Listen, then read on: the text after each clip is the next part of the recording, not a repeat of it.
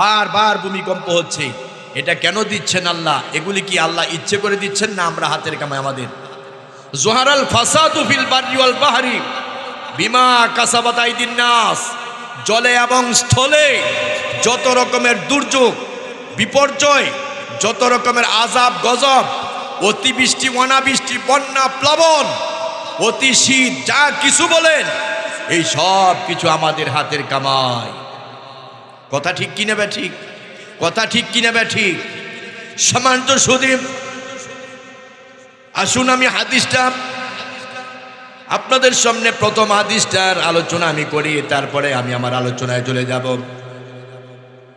হাদিসের ভিতরে এমন কিছু কথা আছে যেগুলি সংগঠিত হওয়ার আগে কিয়ামত হবে না।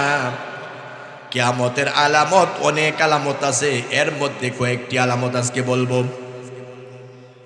সম্মানিত সুদীপ, ওয়ান আবি হুরায়রা রাদিয়াল্লাহু তাআলা আনহু قال قال النبي صلى الله عليه وسلم لا تقوم الساعة حتى يقبض العلم وتكسر الزلازل ويتقارب الزمان ويكسر الحرج وهو القتل حتى يكسر فيكم المال فيفيد। সম্মানিত সুদীপ, হযরতে আবু হুরায়রা রাদিয়াল্লাহু তাআলা আনহু থেকে হাদিসটি বর্ণিত। নবী করিম সাল্লাল্লাহু আলাইহি সাল্লাম বলেছেন, ওই পর্যন্ত কিয়ামত সংগঠিত হবে না যে পর্যন্ত উলামায়ে কেরাম যারা আছেন এদের কাছ থেকে হাত্তা ইয়াকবুদাল ইলমু, যে পর্যন্ত আলেমের সিনা থেকে এলেম আল্লাহ তুলে না নিবেন ওই পর্যন্ত দুনিয়ার বুকে কিয়ামত সংগঠিত হবে না। তো কিয়ামতের আগে আলেমদের এলেম থাকবে না, এলেম উঠায় নিবে। সম্মানিত সুদীপ, হযরত জিবরাইল আমিন নবীজির ওহী বন্ধ হয়ে যাওয়ার পরে পৃথিবীতে আবার 10 বার আসবেন 10টা জিনিস নেওয়ার জন্য। কিয়ামতের আগে আসবেন, এর মধ্যে এটা একটি জিনিস, কিয়ামতের আগে মহাগ্রন্থ শিবানী আল কুরআনুল কারীমের অক্ষর ফেরেশতা জিবরাইল তুলে নিয়ে যাবে। সকালবেলা আপনি ফজরের নামাজ পড়ে কুরআন হাতে নিলেন, কুরআন তেলাওয়াত করবেন, কুরআনুল কারীম খুলে দেখেন কোরআনের ভিতরে কোনো অক্ষর নেই। আপনি মনে করবেন আপনার কোরআনটা বুঝি সমস্যা হয়ে গিয়েছে। পাশের বাড়ি থেকে আপনার স্ত্রীকে বলবেন, ও একটা কোরআন নিয়ে আসো পাশের বাড়ি থেকে। পাশের ঘর থেকে একটা কোরআন নিয়ে আসবে, ওই কোরআনটাও খোলা হবে, কোরআনের মধ্যে তাকায় দেখবে অক্ষর নাই।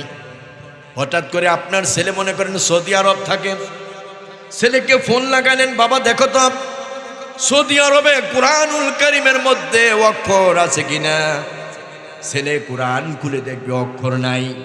এর মানে হচ্ছে গোটা পৃথিবীর আনাচে কানাচে যত জায়গায় কোরআন আছে, কোরআনের পৃষ্ঠা থাকবে, পাতা থাকবে, কাগজ থাকবে, বাইন্ডিং থাকবে, সব কিছু থাকবে, কিন্তু কোরআনের অক্ষর থাকবে না। কোরআনের অক্ষর তুলে নিয়ে যাবে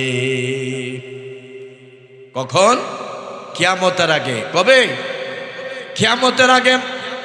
হাত্তা ইয়াকবুদাল ইলমু, নবীজি বলেছেন কিয়ামতের আগে উলামায়ে কেরামদের কাছ থেকে ইলম তুলে নেওয়া হবে। যতক্ষণ ইলম তুলে না নেওয়া হবে ওই পর্যন্ত কিয়ামত সংগঠিত হবে না। কথা কার? বিশ্বনবীর। কথা কার? বিশ্বনবীর। তারপরে নবীজি বলেছেন ওয়া তাকসুরাল জালাজিল, কিয়ামতের পূর্বে বেশি বেশি ভূমিকম্প হবে। আজ তো তাই সংগঠিত হচ্ছে, বেশি বেশি ভূমিকম্প হচ্ছে। কথা ঠিক কিনা বে ঠিক? তাহলে কিয়ামতের পূর্বে বেশি বেশি ভূমিকম্প হবে, এটার ভবিষ্যৎবাণী করে গেছেন নবীজি। কথা ঠিক কিনা বে ঠিক? ওয়া তাকসুরাল জালাজিল, বেশি বেশি ভূমিকম্প হবে। কেন হবে ভূমিকম্প? কিয়ামতের আগে আমাদের অন্যায়ের কারণে, অপরাধের কারণে। কথা ঠিক কিনা বে ঠিক? সম্মানিত সুদী, যখন নাকি মানুষ বেপরোয়া জীবন যাপন করবে, আল্লাহর সাথে চ্যালেঞ্জ করবে, আল্লাহকে বৃদ্ধাঙ্গুলি দেখাবে, তখন আল্লাহ জমিনে ভূমিকম্প দিবে, বিভিন্ন রকমের আযাব গজব দুর্যোগ বিপর্যয় দিবে আল্লাহ। কথা ঠিক কিনা বে ঠিক? তুরস্কের 5 স্টার হোটেল, বিশাল 5 স্টার হোটেলের নিচে একটা ক্লাব আছে। সেই ক্লাবে বিশাল এক অনুষ্ঠান, সারা পৃথিবী থেকে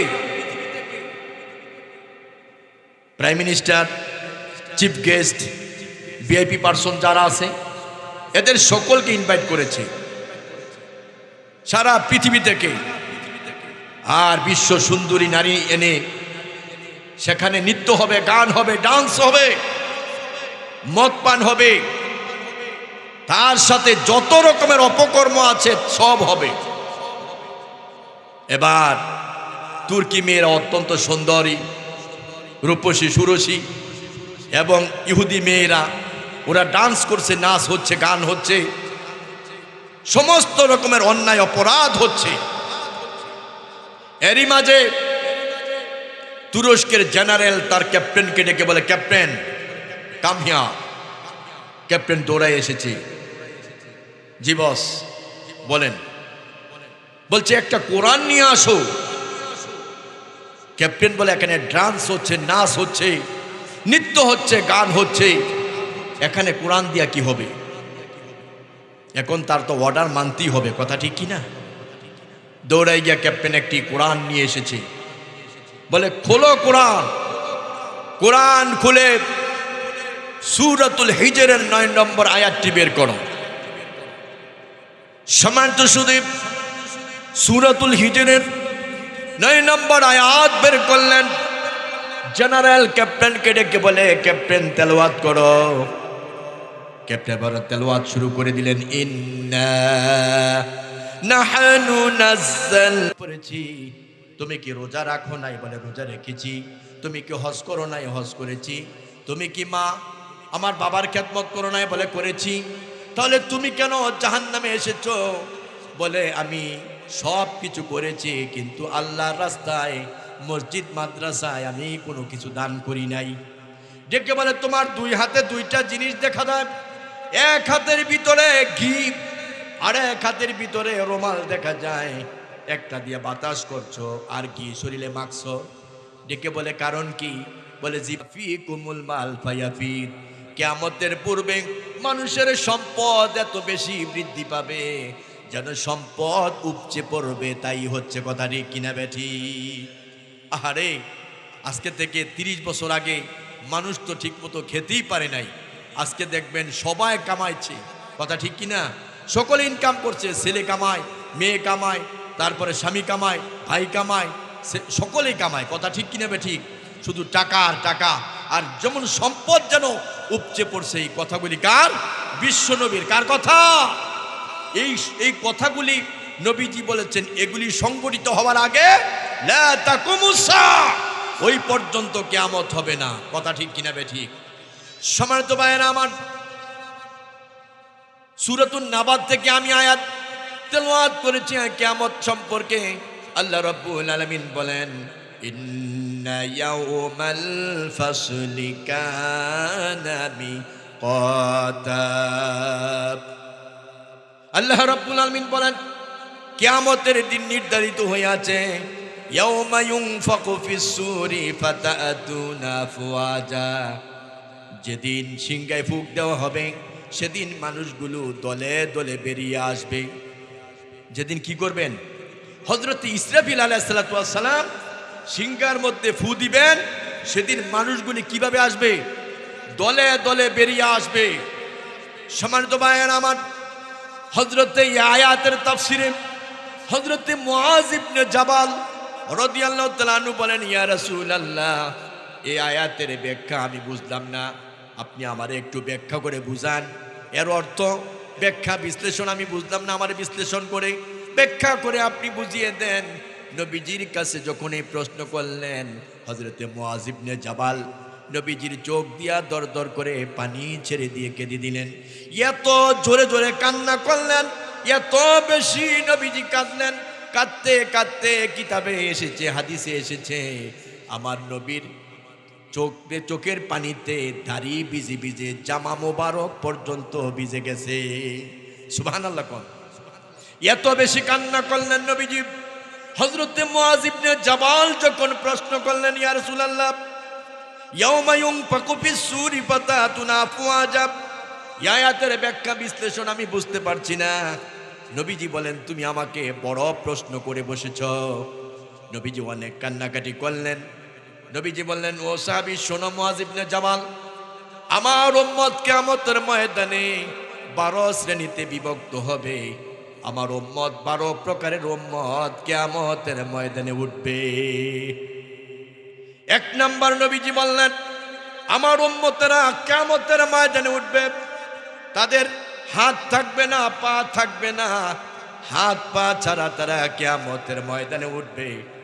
নবীজি বলেন, আর ঘোষণাকারী ফেরেশতা বললেন, এরা হচ্ছে তারা কারা?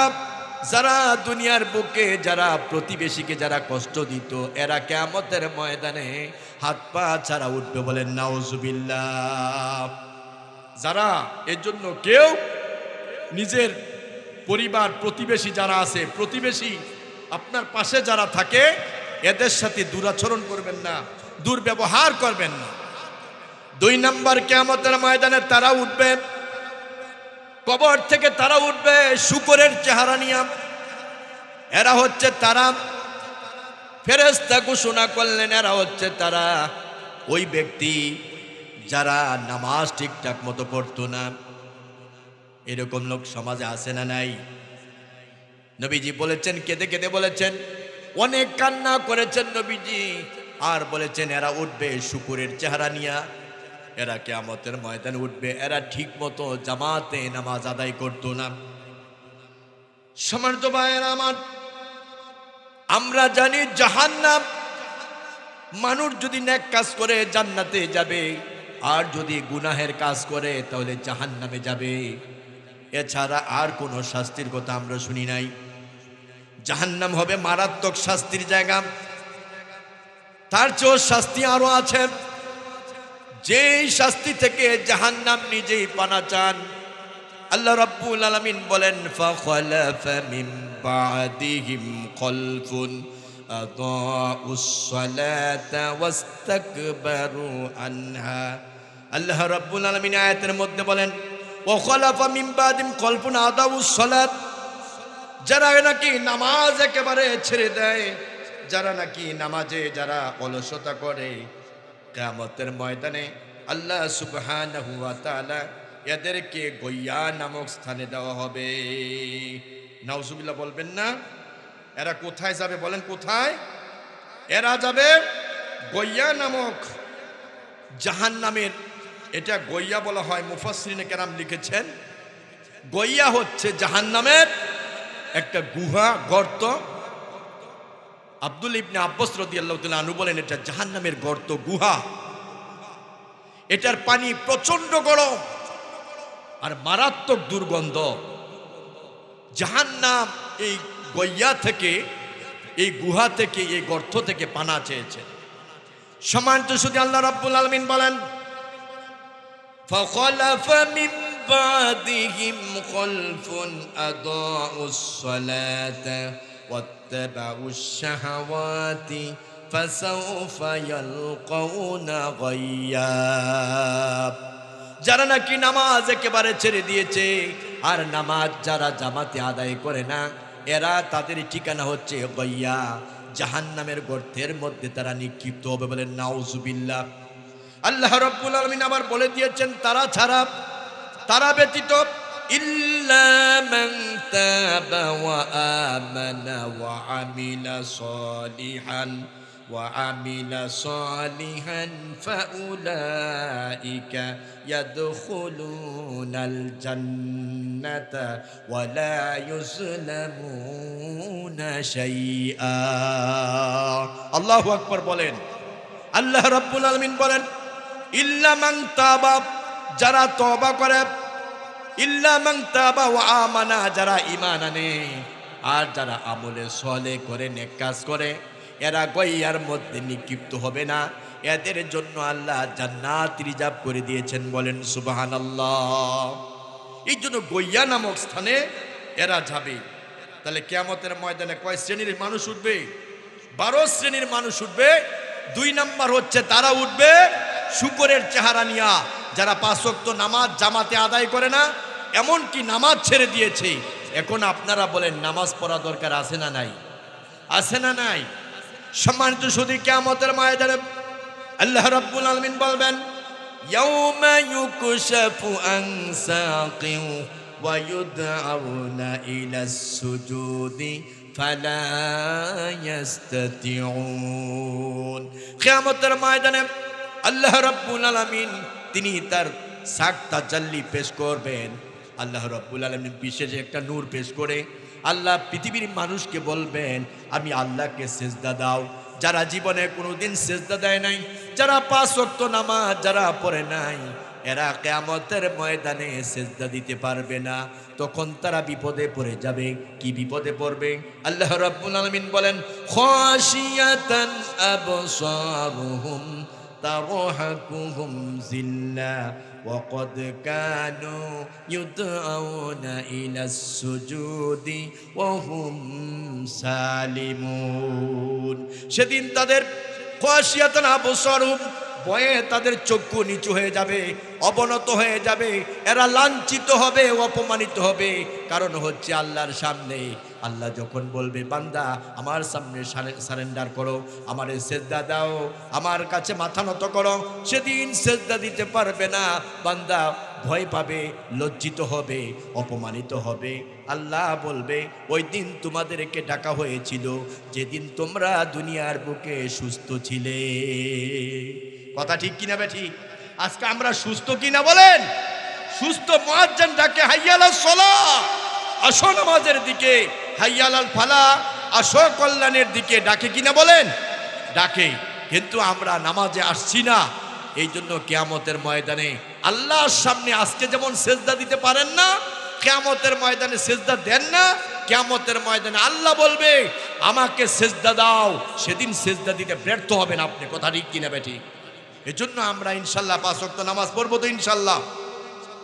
সম্মানিত শুধু এই 12 প্রকার বলতে গেলে অনেক সময়ের প্রয়োজন, এখানে থাকুক। আবার যদি কোনোদিন সময় হয় ইনশাল্লাহ এখানে আলোচনা হবে না, বলে দিব, সংক্ষেপে বলে দিব ইনশাল্লাহ। কয় প্রকার গেছে বলেন? 2 প্রকার গেছে। 3 নাম্বার, কবর থেকে তারা পর্বত, পাহাড় পর্বতের মতো বড় বড় পেট নিয়ে কিয়ামতের ময়দানে এরা উঠবে। ফেরেশতা ঘোষণা করবে, এরা হচ্ছে তারা, তাদের পেটের মধ্যে সাপ বিচ্ছুতে ভরা থাকবে। এরা হচ্ছে ওই ব্যক্তি যারা জীবনে যারা নাকি সম্পদশালী ছিল, অর্থবিত্তবান যারা ছিল, এরা ঠিকঠাক মতো যাকাত আদায় করতো না। এইরকম লোক আছে না নাই? এইরকম লোক আছে না নাই? যাদের উপরে যাকাত ফরজ, যথাযথভাবে সঠিকভাবে যাকাত দেয় না। কথা ঠিক কিনা বেঠিক? সম্মানিত শুধু 4 নাম্বার আসুন, একদল লোক যারা নাকি কবর থেকে তাদেরকে উঠানো হবে এমস্ত অবস্থায়, তাদের মুখ দিয়া সব সময় রক্ত বের হবে, আহারে রক্ত বের হবে। এরা হচ্ছে কারা? যারা নাকি কেনা বেচার সময় মিথ্যা কথা বলতো। বেচা কেনা ব্যবসার মধ্যে যারা মিথ্যা কথা বলতো, বলেন নাউজুবিল্লাহ। 5 নাম্বার, কিয়ামতের ময়দানে বিরাট বড় পেট ফুলা অবস্থায় কিয়ামতের ময়দানে তারা উঠবে। এদেরকে বলা হবে এরা কারা?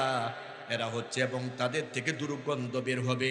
এরা হচ্ছে ওই সমস্ত লোক যারা গোপনে অপরাধ করেছে, অন্যায় করেছে, মানুষের কাছে প্রকাশ করে নাই, এমনকি নিজেরা তওবা করে নাই। এই লোকগুলি কিয়ামতের ময়দানে এইরকম অবস্থায় উঠবে। নাউজুবিল্লাহ বলেন।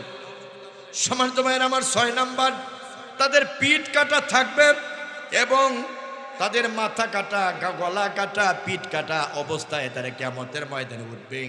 এরা হচ্ছে কারা?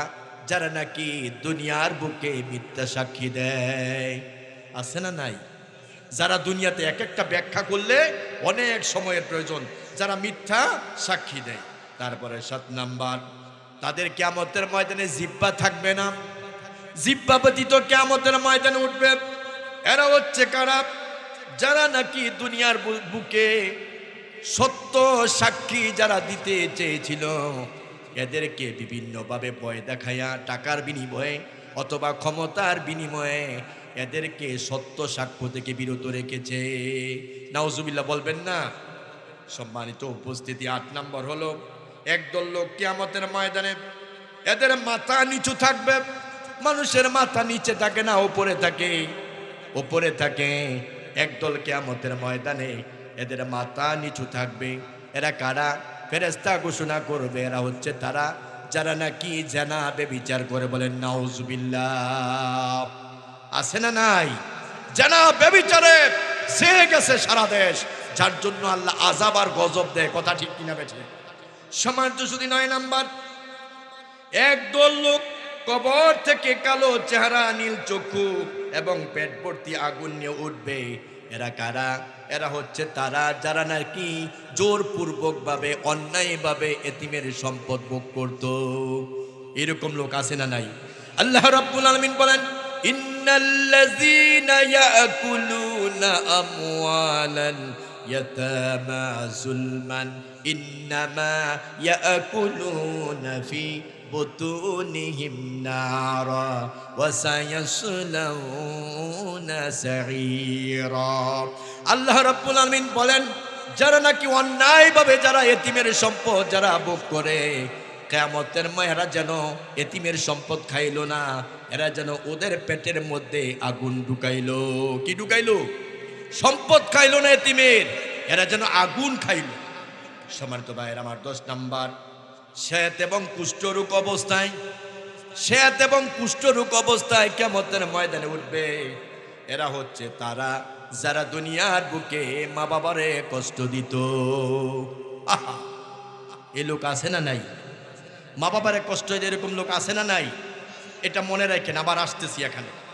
সম্মানিত শুধু ১১ নম্বর, একদল লোক কবর থেকে উঠবে চোখ অন্ধ, চক্ষু অন্ধ অবস্থায় উঠবে, আর দাঁত হবে ষাঁড়ের শিংয়ের মতো, আর এদের ঠোঁট সমূহ নিচের দিকে বুকের দিকে ঝুলে থাকবে।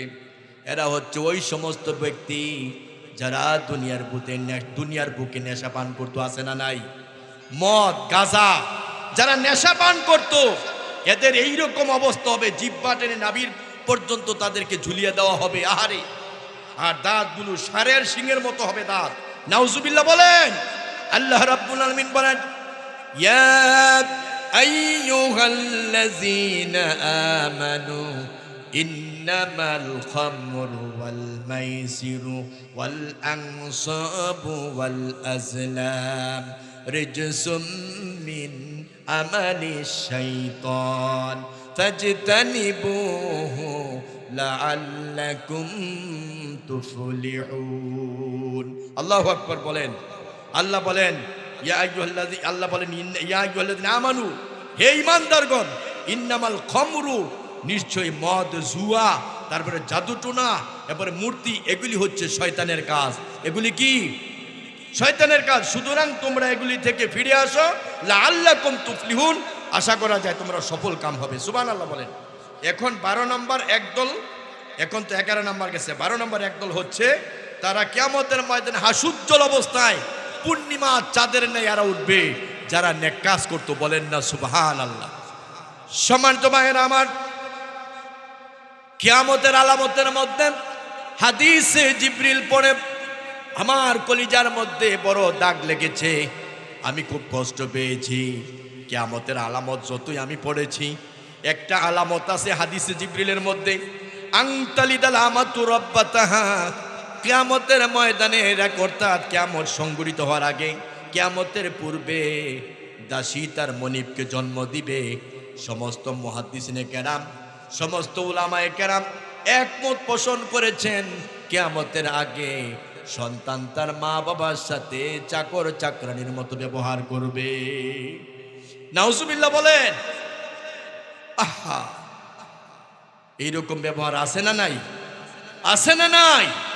কেন রে বাবাজি? তোমার মা বুড়া হয়ে গিয়েছে, তোমার বাবা বুড়া হয়ে গিয়েছে, কাজ করতে পারে না, অক্ষম, মা কষ্ট, মায় অসুস্থ, কষ্ট করে, বাবা কাজ করতে পারে না, বাবা অসুস্থ, বাবা তো এখন পারে না, বুড়া হয়ে গিয়েছে, বয়সের বারে নুয়ে পড়েছে, তুমি কি পারো না বাবারে ছোট্ট একটা রুম দিয়ে দাও আর বাবারে এক মুঠ খাবার তুমি দাও?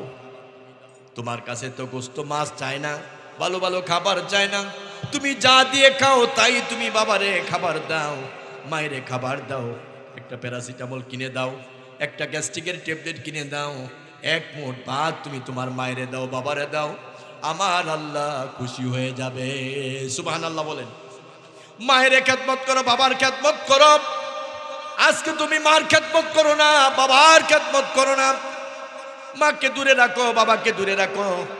অনেক সন্তান আছে, অনেক মা বাবা আছে, সন্তানের পরিচয় না দিয়ে গোপনে গোপনে মানুষের কাছ থেকে ভিক্ষা করে, খয়রাত করে জীবন দিনাতিপাত করে। কথা ঠিক কিনা বে ঠিক? প্রকাশ করে না, বলে আপনার ছেলে অনেক বড় লোক, কিছুই বলে না, মানুষের দুয়ারে দুয়ারে যায়। সম্মানিত ভাইয়ের আমার, নবীজি বলেছেন, দুনিয়াতে উন্নতি চাও, দুনিয়াতে সমৃদ্ধি চাও, দুনিয়াতে যদি তুমি কিছু পেতে চাও, আখেরাতে এবং দুনিয়াতে যদি কিছু পেতে চাও, তুমি তোমার মা বাবারে সন্তুষ্ট করো। দেখবা মা বাবার খেদমত করো, খোদার কসম করে বলি তোমার ভাগ্য খুলে যাবে। কথা ঠিক কিনা বে ঠিক? একজন যুবক এসে বলে, ইয়া রাসূলুল্লাহ, আমাকে জিহাদে যাওয়ার জন্য অনুমতি দেন। নবীজি বলেন, হালাকা উম্মাহাতুন, তোমার কি মা বেঁচে আছে? যুবকটা বলে, হ্যাঁ আমার মা বেঁচে আছে। নবীজি বলেন, ফাকরিমহা ফাইন্নাল জান্নাতা রিজলাইহা, যাও তুমি তোমার মাকে সম্মান করো, তোমার মায়ের পায়ের নিচে তোমার জান্নাত। সুবহানাল্লাহ বলেন। কোথায় জান্নাত? তোমার মায়ের পদতলে, তোমার মায়ের পায়ের নিচে তোমার জান্নাত। সুবহানাল্লাহ বলেন। তুমি মা বাবার খেদমত করো, ফাকরিমহা ফাইনাল জান্নাত রিজলাইহা, তুমি তোমার মাকে সম্মান করো, দেখবে তোমার মায়ের পায়ের নিচে তোমার জান্নাত। সুবহানাল্লাহ বলেন। সম্মানিত ভাইয়েরা আমার, অনেকের মা নাই, বাবা নাই। মা বাবার জন্য আপনি কি করতে পারেন? অনেকে বলেন, হুজুর আমি তো বুঝি নাই, আমার তো মা নাই, বাবা নাই, মা বাবা চলে গেছে, আমি কি করতে পারি? খিসালুন আরবা, মা বাবা মারা গেল, আপনি 4টি কাজ করতে পারবেন। কয়টি কাজ?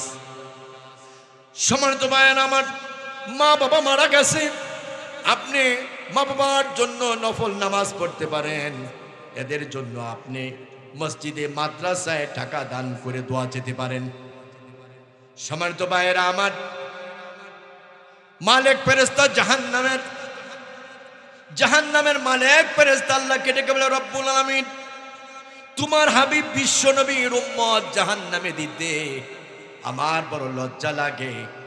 আয় আল্লাহ, তোমার বান্দারে আমি মুক্তি করে দিতে চাই, মুক্ত করতে চাই, জাহান্নাম থেকে নাজাত দিতে চাই। আল্লাহ পাক বলেন, কেন? বলে, অমুক জায়গায় অমুক বান্দা মাহফিলে হোক, মসজিদে হোক, সে তার বাবার নামে 1000, 5000, 10,000, 50,000 টাকা দান করেছে। আল্লাহ দানের বিনিময়ে তার মায়েরে, তার বাবারে মাফ করে দিতে চাই। আল্লাহ রাব্বুল আলামিন বলেন, যারে বান্দা যা, ও আমার ফেরেশতা যা, তুমি আমার বান্দারে আজকে খালাস করে দাও। আল্লাহ পাক ওই মালিক ফেরেশতার কথা অনুযায়ী আল্লাহ পাক তারে মাফ করে দেয়। বলেন সুবহানাল্লাহ। এই জন্য আপনি যখন আপনার মার নামে দান করবেন, বাবার নামে দান করবেন, আপনার মার কবরে আযাব মাফ হয়ে যাবে, আপনার বাবার কবরে আযাব মাফ হয়ে যাবে। একজন মহিলা আসলেন নবীজির কাছে, ইয়া রাসূলুল্লাহ, আমার হাত প্যারালাইজড হয়ে গিয়েছে। নবীজি বলেন, কেন তোমার প্যারালাইজড হয়েছে? বলে, ইয়া রাসূলুল্লাহ, আমি স্বপ্নে দেখি আমার মা জাহান্নামী, আমার মা জাহান্নামের মধ্যে দাউ দাউ করে জ্বলছে। আমি বললাম, মা তুমি কি নামাজ পড়ো নাই? বলে, নামাজ। যিকরা ওয়া ইন্না লাহু লাহাফিজুন। আল্লাহু আকবার বলেন। জেনারেল ডেকে বলে, এটার অর্থ করা, ব্যাখ্যা করা, বিশ্লেষণ করা। ক্যাপ্টেন বলে আমি অর্থ জানি না, ব্যাখ্যা বিশ্লেষণ জানি না। থরথর করে ক্যাপ্টেন কাঁপছে। জেনারেল বলে আমার হাতে কোরআনটা দাও। জেনারেল তার হাতে কোরআনটা নিয়েছে। তার হাতে ছিল মদের বোতল। মদের বোতলটা নিক্ষেপ করলেন। কোরআনটা হাতে নিয়ে এবার ডেকে বলে, ক্যাপ্টেনকে ডেকে বলে, জেনারেল শোনো, এই কোরআন যিনি নাজিল করেছেন তিনি বলেছেন এই কোরআন নাজিল করেছেন তিনি, আর এর হেফাজত, এর সংরক্ষণ করবেন তিনি। আল্লাহ রাব্বুল আলামিন বলেন, ইন্না নাহনু নাযালনা যিকরা ওয়া ইন্না লাহু লাহাফিজুন। আল্লাহু আকবার বলেন। আল্লাহ পাক বলেন, এই কোরআন আমি নাজিল করেছি আর এর হেফাজতের দায়িত্ব আমি আল্লাহ নিয়েছি। সুবহানাল্লাহ। জেনারেল হুঙ্কার মেরে বলে ক্যাপ্টেনকে, ক্যাপ্টেন তোমার রব, তোমার স্রষ্টা এই কোরআন নাজিল করেছেন আর তিনি নাকি এই কোরআনের হেফাজত করবে। কোথায় তোমার খোদা, তোমার কোথায় রব, দেখি আমি কি করে হেফাজত করে। এ কথা বলে নাউজুবিল্লাহি মিন যালিক, বলে নাউজুবিল্লাহ।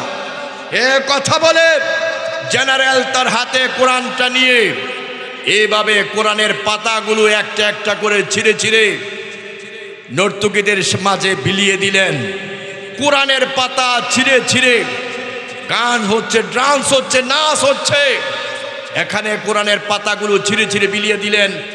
আর এই কোরআনের পাতাগুলো যারা ডান্স করছে, নাচ করছে, গান গাচ্ছে, এদের পায়ের নিচে পদদলিত হয়েছে। বলেন নাউজুবিল্লাহ। কোরআনকে অপমান করা হয়েছে, আল্লাহর সাথে চ্যালেঞ্জ করেছে। সাথে সাথে ক্যাপ্টেন বলে আমার ভয় হচ্ছে না, জানি এখনই গজব নাজিল হয়ে যায়। আমি একটা চিৎকার মেরে তিনি তার সাক্ষাৎকারে বলেছেন, আমার ভয় হচ্ছে না, জানি এখনই গজব নাজিল হয়ে যায়। ক্যাপ্টেন চিৎকার মেরে ঘর থেকে, ক্লাব থেকে বের হয়ে গেলেন। আর তিনি বলছেন মনে হচ্ছে এখনই বুঝি গজব নাজিল হয়ে যাচ্ছে। তিনি আকাশের দিকে তাকাইলেন। আকাশের দিকে তাকিয়ে দেখে আকাশটা লাল হলুদ বর্ণ ধারণ করেছে। আর সাথে সাথে বিশাল এক বিকট একটা আওয়াজ হয়েছে। আওয়াজ হবার সাথে সাথে সেই ক্লাবের ভিতরে নারী পুরুষ যারাই ছিল বিকট আওয়াজে কানের পর্দা ফেটে সবগুলি দুনিয়ার থেকে বিদায় হয়ে গেছে। নাউজুবিল্লাহ বলেন। আল্লাহ আছে না নাই? আল্লাহ আছে না নাই? আল্লাহর সাথে চ্যালেঞ্জ করে আল্লাহ বরদাস্ত করতে পারেন নাই, সাথে সাথে গজব নাজিল করে দিয়েছে। শুধু এখানেই শেষ নয়, আল্লাহ রাব্বুল আলামিন 29 সেকেন্ডের একটা ভূমিকম্প দিয়েছেন। 29 সেকেন্ডের ভূমিকম্প হওয়ার সাথে সাথে ওই ক্লাবটা সাগরের মধ্যে তলিয়ে গেছে। নাউজুবিল্লাহ বলেন। সাগরের নিচে তলিয়ে গেছে। সেখানে 50,000 লোক ছিল। এই 50,000 লোক সহ ক্লাবটা সহ একেবারে সাগরের নিচে তলিয়ে গেলেন। এই মানুষগুলোকে বের করার জন্য ওরা ডুবুরি নিয়ে এসেছে। ডুবুরি ডুবে ডুবে লাশগুলো বের করলো।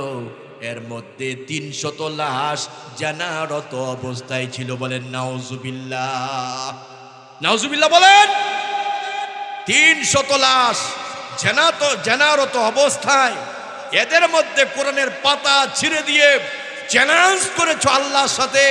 আল্লাহ 29 সেকেন্ডের ভিতরে ধ্বংস করে দিয়েছে। কথা ঠিক কিনা বে ঠিক? সে আল্লাহ আছে না নাই? আমরাও যদি এরকম জেনা ব্যভিচার, আমরা যদি অন্যায় অপরাধের মাত্রা যদি বাড়িয়ে দেই, যে কোনো সময় যে কোনো মুহূর্তে আমাদের মধ্যে গজব চলে আসতে পারে। কথা ঠিক কিনা বে ঠিক?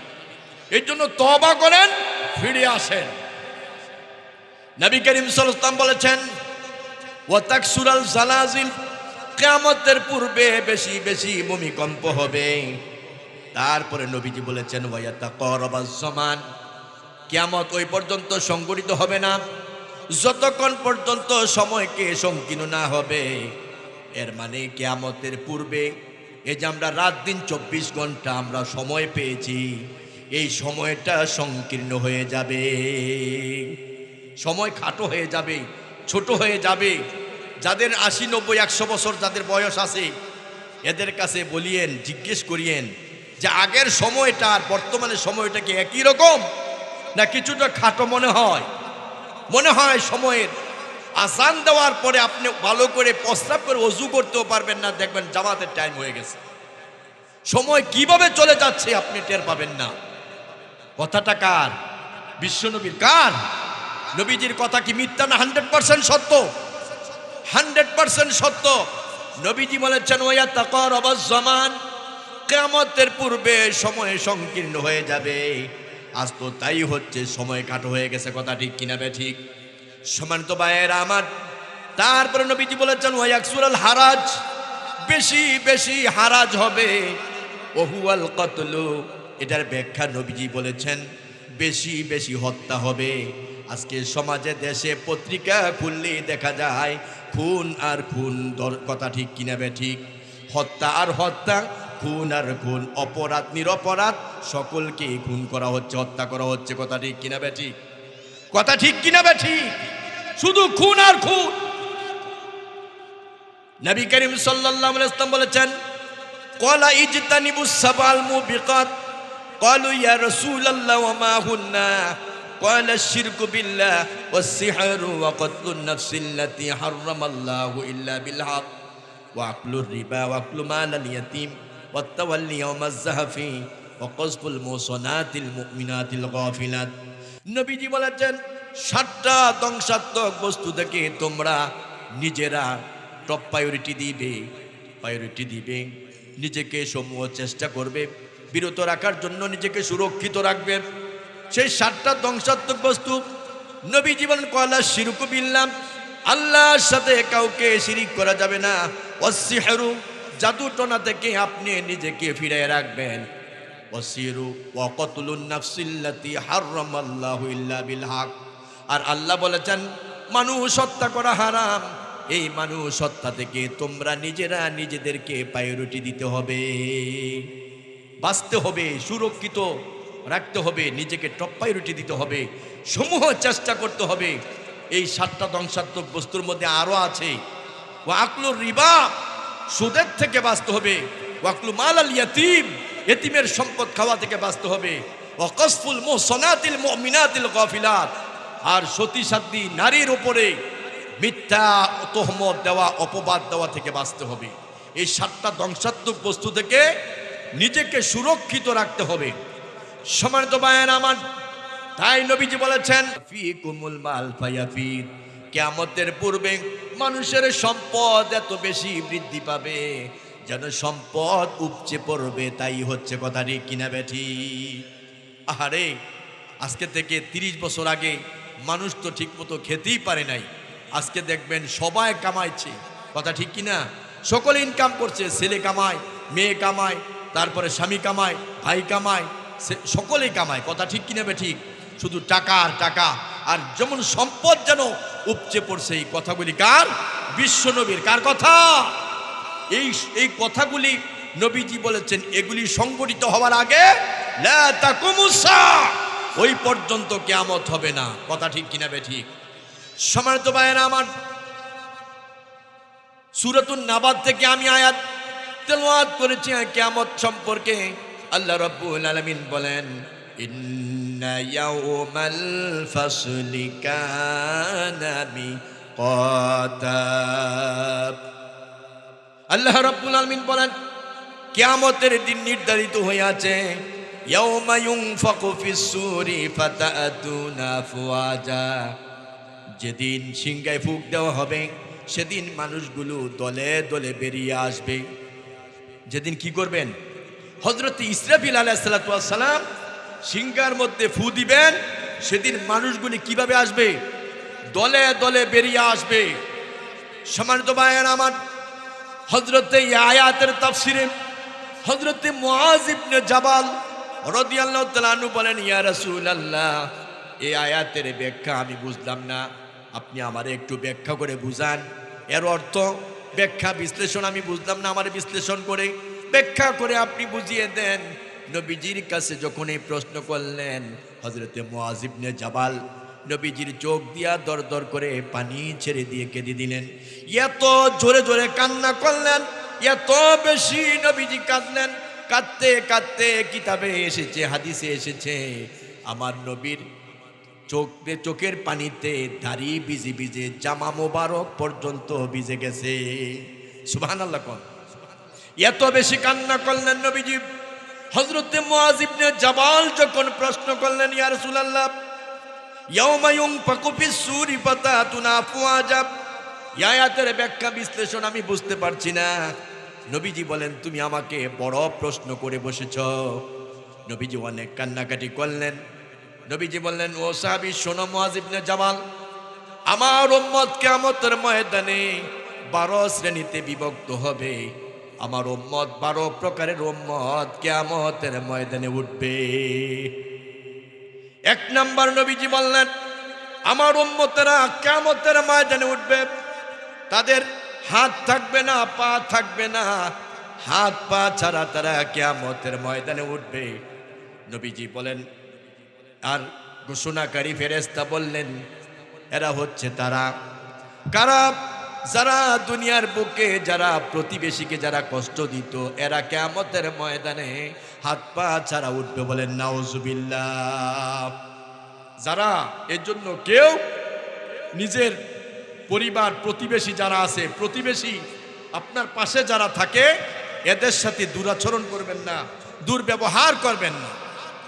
2 নাম্বার, কিয়ামতের ময়দানে তারা উঠবে, কবর থেকে তারা উঠবে শূকরের চেহারা নিয়ে। এরা হচ্ছে তারা, ফেরেশতা ঘোষণা করলেন, এরা হচ্ছে তারা ওই ব্যক্তি যারা নামাজ ঠিকঠাক মতো পড়তো না। এরকম লোক সমাজে আছে না নাই? নবীজি বলেছেন, কেঁদে কেঁদে বলেছেন, অনেক কান্না করেছেন নবীজি, আর বলেছেন এরা উঠবে শূকরের চেহারা নিয়ে। এরা কিয়ামতের ময়দানে উঠবে, এরা ঠিক মতো জামাতে নামাজ আদায় করতো না।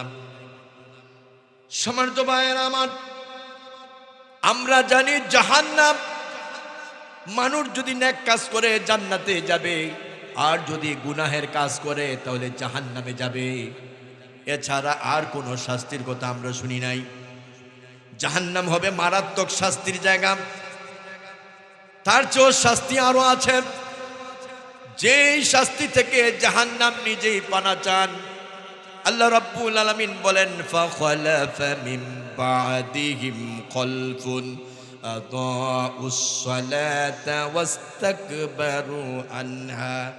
আল্লাহ রাব্বুল আলামিন আয়াতের মধ্যে বলেন, ওয়া খালাফা মিন বাদিহিম খলফুন আদাউস সালাত, যারা নাকি নামাজ একেবারে ছেড়ে দেয়, যারা নাকি নামাজে যারা অলসতা করে, কিয়ামতের ময়দানে আল্লাহ সুবহানাহু ওয়া তাআলা এদেরকে গইয়া নামক স্থানে দেওয়া হবে।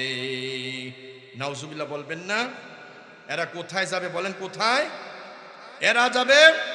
গইয়া নামক জাহান্নামের, এটা গইয়া বলা হয়। মুফাসসিরিনে কেরাম লিখেছেন, গইয়া হচ্ছে জাহান্নামের একটা গুহা, গর্ত। আব্দুল ইবনে আব্বাস রাদিয়াল্লাহু তাআলা আনহু বলেন, এটা জাহান্নামের গর্ত, গুহা। এটার পানি প্রচন্ড গরম আর মারাত্মক দুর্গন্ধ। জাহান্নাম এই গইয়া থেকে, এই গুহা থেকে, এই গর্ত থেকে পানা চেয়েছে। সম্মানিত শুধু আল্লাহ রাব্বুল আলামিন বলেন, ফাখালাফা মিন বাদিহিম খলফুন আদাউস সালাতা ওয়াত্তাবাউশ শাহাওয়াতি ফাসাউফা ইয়ালকাউনা গায়্যা। যারা নাকি নামাজ একেবারে ছেড়ে দিয়েছে, আর নামাজ যারা জামাতে আদায় করে না, এরা তাদের ঠিকানা হচ্ছে গায়্যা, জাহান্নামের গর্তের মধ্যে তারা নিক্ষিপ্ত হবে। বলেন নাউজুবিল্লাহ। আল্লাহ রাব্বুল আলামিন আবার বলে দিয়েছেন, তারা ছাড়া, তারা ব্যতীত, ইল্লা মান তাবা ওয়া আমানা ওয়া আমিলা সলিহান ফাউলাইকা ইয়াদখুলুনাল জান্নাতা ওয়া লা ইউজলামুনা শাইআ। আল্লাহু আকবার বলেন। আল্লাহ রাব্বুল আলামিন বলেন, ইল্লা মান তাবা, যারা তওবা করে, ইল্লা মান তাবা ওয়া আমানা, যারা ঈমান আনে আর যারা আমলে সলে করে, নেক কাজ করে, এরা গইয়ার মধ্যে নিক্ষিপ্ত হবে না। এদের জন্য আল্লাহ জান্নাত রিজার্ভ করে দিয়েছেন, বলেন সুবহানাল্লাহ। এই জন্য গইয়া নামক স্থানে এরা যাবে। তাহলে কিয়ামতের ময়দানে কয় শ্রেণীর মানুষ উঠবে? 12 শ্রেণীর মানুষ উঠবে। 2 নাম্বার হচ্ছে তারা উঠবে শুকরের চেহারা নিয়া, যারা 5 ওয়াক্ত নামাজ জামাতে আদায় করে না, এমনকি নামাজ ছেড়ে দিয়েছে। এখন আপনারা বলেন নামাজ পড়া দরকার আছে না নাই? আছে না নাই? সম্মানিত শুধু কিয়ামতের ময়দানে আল্লাহ রাব্বুল আলামিন বলবেন, ইয়াউমা ইউকশাফু আন সাকিন ওয়া ইউদআউনা ইলাস সুজুদি ফালা ইস্তাতিউন। কিয়ামতের ময়দানে আল্লাহ রাব্বুল আলামিন তিনি তার সাক তাজাল্লি পেশ করবেন। আল্লাহ রাব্বুল আলামিন বিশেষ একটা নূর পেশ করে আল্লাহ পৃথিবীর মানুষকে বলবেন, আমি আল্লাহকে সিজদা দাও। যারা জীবনে কোনোদিন সিজদা দেয় নাই, যারা 5 ওয়াক্ত নামাজ যারা পড়ে নাই, এরা কিয়ামতের ময়দানে সিজদা দিতে পারবে না। তখন তারা বিপদে পড়ে যাবে। কি বিপদে পড়বে? আল্লাহ রাব্বুল আলামিন বলেন, খাশিয়াতান আবসারুহুম তারহাকুহুম জিল্লা ওয়া ক্বাদ কানু ইউদআউনা ইলাস সুজুদি ওয়া হুম সালিমুন। সেদিন তাদের খাশিয়াতান আবসারুহুম, ভয়ে তাদের চক্ষু নিচু হয়ে যাবে, অবনত হয়ে যাবে, এরা লাঞ্ছিত হবে, অপমানিত হবে। কারণ হচ্ছে আল্লাহর সামনে আল্লাহ যখন বলবে, বান্দা আমার সামনে সারেন্ডার করো, আমারে সেজদা দাও, আমার কাছে মাথা নত করো, সেদিন সেজদা দিতে পারবে না। বান্দা ভয় পাবে, লজ্জিত হবে, অপমানিত হবে। আল্লাহ বলবে, ওই দিন তোমাদেরকে ডাকা হয়েছিল যেদিন তোমরা দুনিয়ার বুকে সুস্থ ছিলে। কথা ঠিক কিনা বেঠিক? আজকে আমরা সুস্থ কিনা বলেন? সুস্থ মুয়াজ্জিন ডাকে, হাইয়ালাস সালাহ, আসো নামাজের দিকে, হাইয়ালাল ফালাহ, আসো কল্যাণের দিকে, ডাকে কিনা বলেন? ডাকে। কিন্তু আমরা নামাজে আসছি না। এই জন্য কিয়ামতের ময়দানে আল্লাহর সামনে আজকে যেমন সেজদা দিতে পারেন না, কিয়ামতের ময়দানে সেজদা দেন না। কিয়ামতের ময়দানে আল্লাহ বলবে, আমাকে সেজদা দাও, সেদিন সেজদা দিতে ব্যর্থ হবেন আপনি। কথা ঠিক কিনা বেঠিক? এজন্য আমরা ইনশাল্লাহ 5 ওয়াক্ত নামাজ পড়বো তো ইনশাল্লাহ। সম্মানিত শুধু এই 12 প্রকার বলতে গেলে অনেক সময়ের প্রয়োজন, এখানে থাকুক। আবার যদি কোনোদিন সময় হয় ইনশাল্লাহ এখানে আলোচনা হবে না, বলে দিব, সংক্ষেপে বলে দিব ইনশাল্লাহ। কয় প্রকার গেছে বলেন? 2 প্রকার গেছে। 3 নাম্বার, কবর থেকে তারা পর্বত, পাহাড় পর্বতের মতো বড় বড় পেট নিয়ে কিয়ামতের ময়দানে এরা উঠবে। ফেরেশতা ঘোষণা করবে, এরা হচ্ছে তারা, তাদের পেটের মধ্যে সাপ বিচ্ছুতে ভরা থাকবে। এরা হচ্ছে ওই ব্যক্তি যারা জীবনে যারা নাকি সম্পদশালী ছিল, অর্থবিত্তবান যারা ছিল, এরা ঠিকঠাক মতো যাকাত আদায় করতো না। এইরকম লোক আছে না নাই? এইরকম লোক আছে না নাই?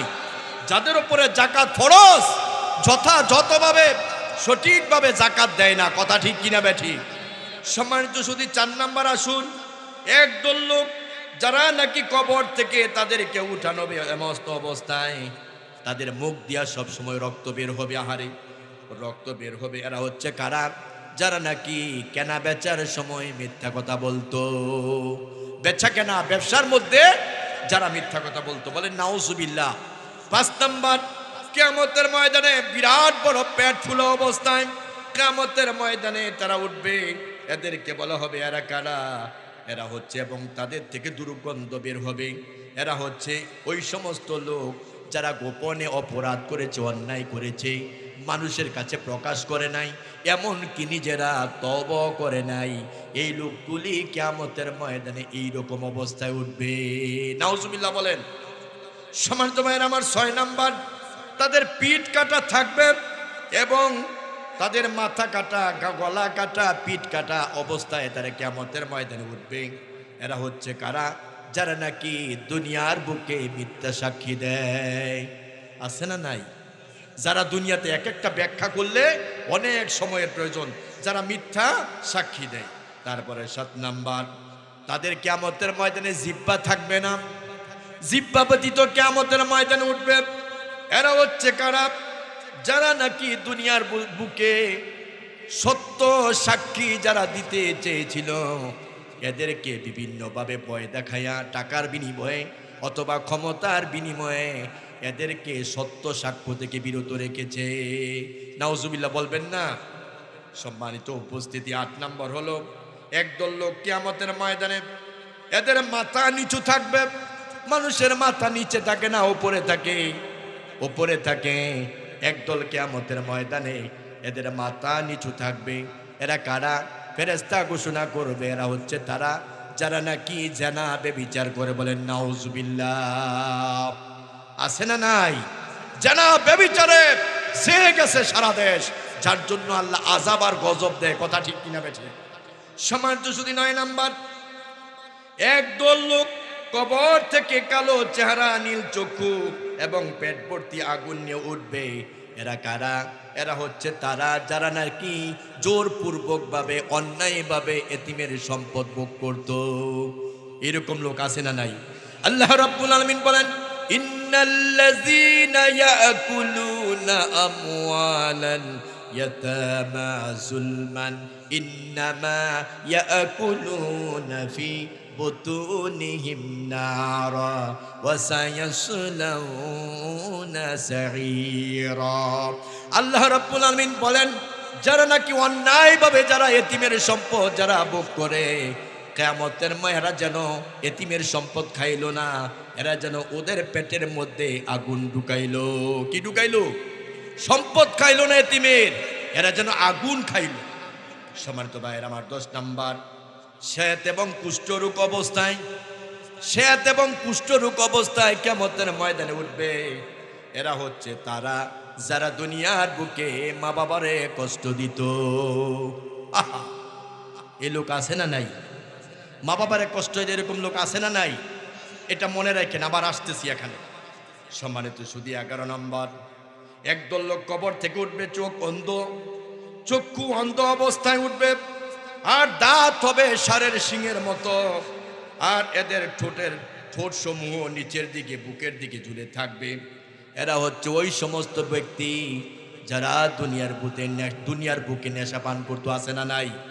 মদ গাঁজা যারা নেশা পান করতো, এদের এইরকম অবস্থা হবে, জিহ্বা টেনে নাভির পর্যন্ত তাদেরকে ঝুলিয়ে দেওয়া হবে। আহারে! আর দাঁতগুলো ষাঁড়ের শিংয়ের মতো হবে দাঁত। নাউজুবিল্লাহ বলেন। আল্লাহ রাব্বুল আলামিন বলেন, ইয়া আইয়ুহাল্লাযীনা আমানু ইন্নামাল খামরু ওয়াল মাইসিরু ওয়াল আনসাবু ওয়াল আজলাম রিজসুম মিন আমালিশ শাইতান ফাজতানিবুহু লাআল্লাকুম তুফলিহুন। আল্লাহু আকবার বলেন। আল্লাহ বলেন, আল্লাহ বলেন, ইয়া আইয়ুহাল্লাযীনা আমানু, হে ঈমানদারগণ, ইন্নামাল খামরু, নিশ্চয় মদ, জুয়া, তারপরে জাদুটোনা, এরপরে মূর্তি, এগুলি হচ্ছে শয়তানের কাজ। এগুলি কি? শয়তানের কাজ। সুতরাং তোমরা এগুলি থেকে ফিরে আসো, লাআল্লাকুম তুফলিহুন, আশা করা যায় তোমরা সফল কাম হবে। সুবহানাল্লাহ বলেন। এখন ১২ নম্বর একদল, এখন তো ১১ নম্বর গেছে, ১২ নম্বর একদল হচ্ছে তারা কিয়ামতের ময়দানে হাস্যোজ্জ্বল অবস্থায় পূর্ণিমা চাঁদের ন্যায় এরা উঠবে, যারা নেক কাজ করতো। বলেন না সুবহানাল্লাহ। সম্মানিত ভাইয়েরা আমার, কিয়ামতের আলামতের মধ্যে হাদিসে জিবরিল পড়ে আমার কলিজার মধ্যে বড় দাগ লেগেছে, আমি খুব কষ্ট পেয়েছি।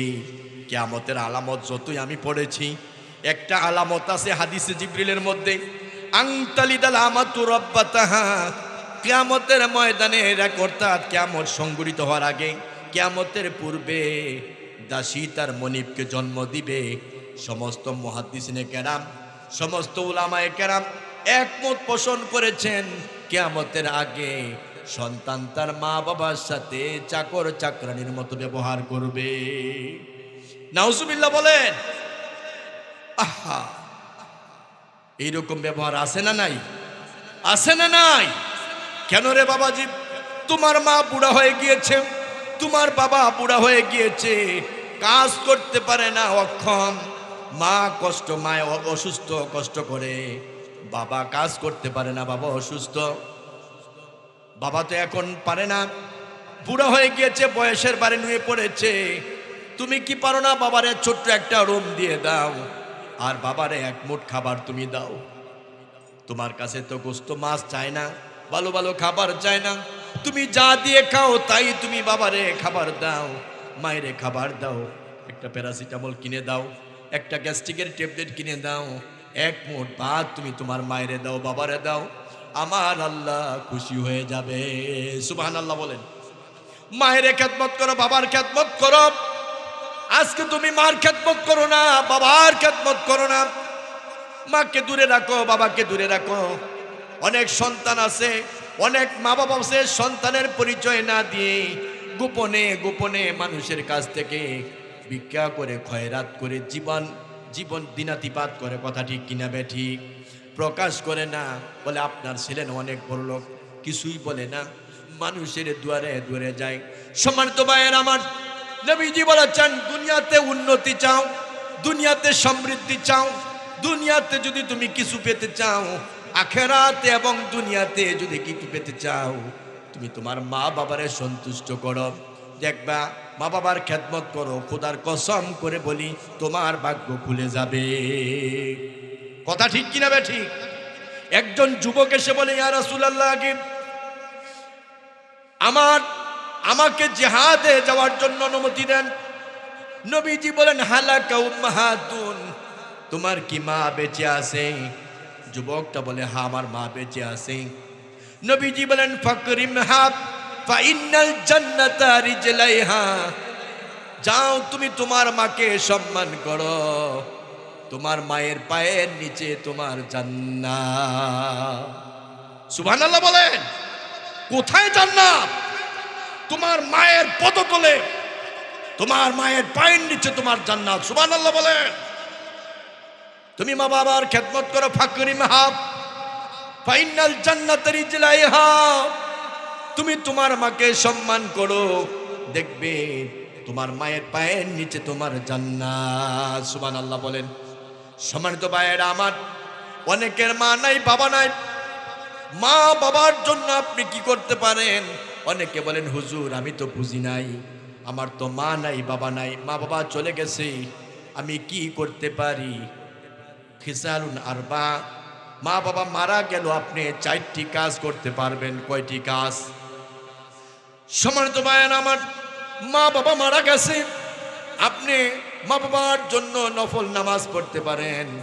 এদের জন্য আপনি মসজিদে, মাদ্রাসায় টাকা দান করে দোয়া যেতে পারেন।